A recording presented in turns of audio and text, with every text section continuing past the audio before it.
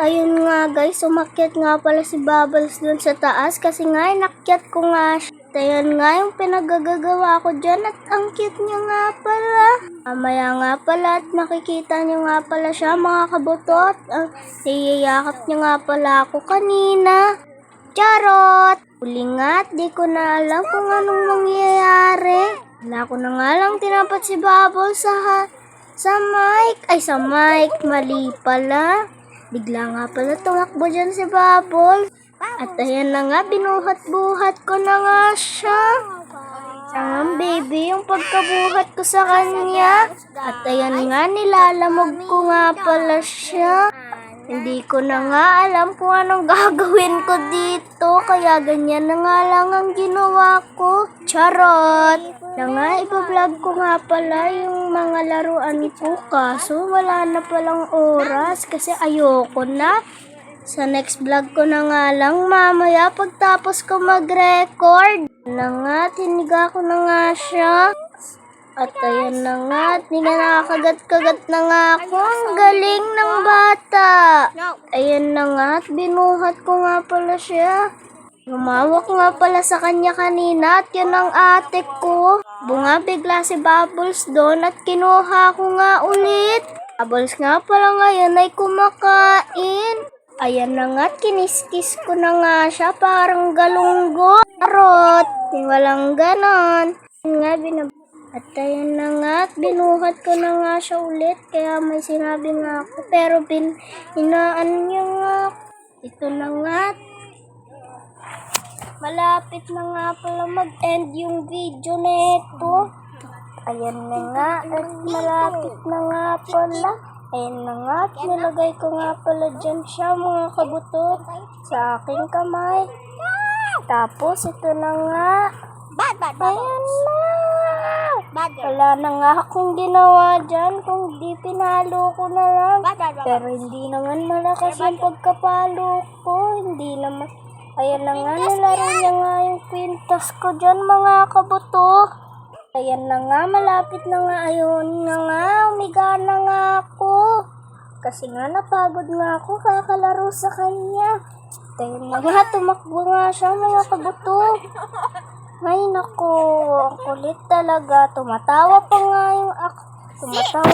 ako kasi kinagat niya yung ate ko. Ayan na nga, humiga na nga ulit ako pero natulog nga ako kunwari. Titignan ko nga kung ano yung reaction ni Bubbles kung natulog nga ako. At ayan nga, tinatawag ko nga si Bubbles dyan para humiga pero ganito ginawa niya. Tumakbo nga bigla si Bubbles nung nakatulog na ako. Kaya hinanap ko nga siya niyan at nakita ko siya malapit na sa hagdan. Naku po! At ayan nga, biglang ako nawala dyan pero lalapit din naman ako. Kasi nga magpipideo pa nga kami ni Bubbles.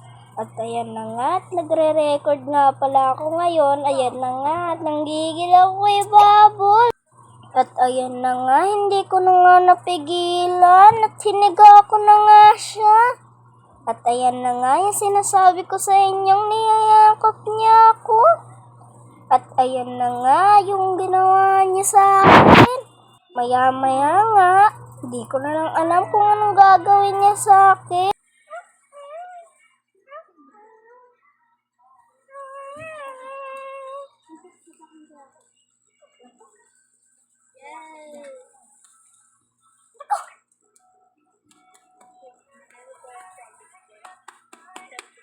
Bubbles!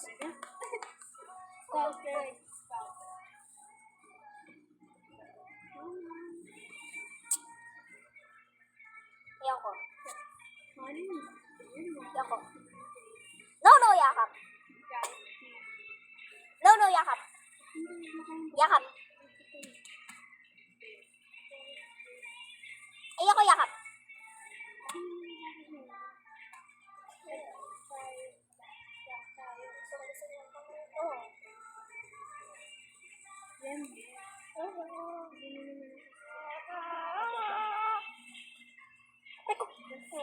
Bababa na kita.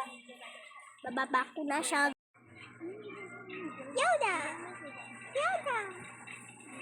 Bunny? Cat!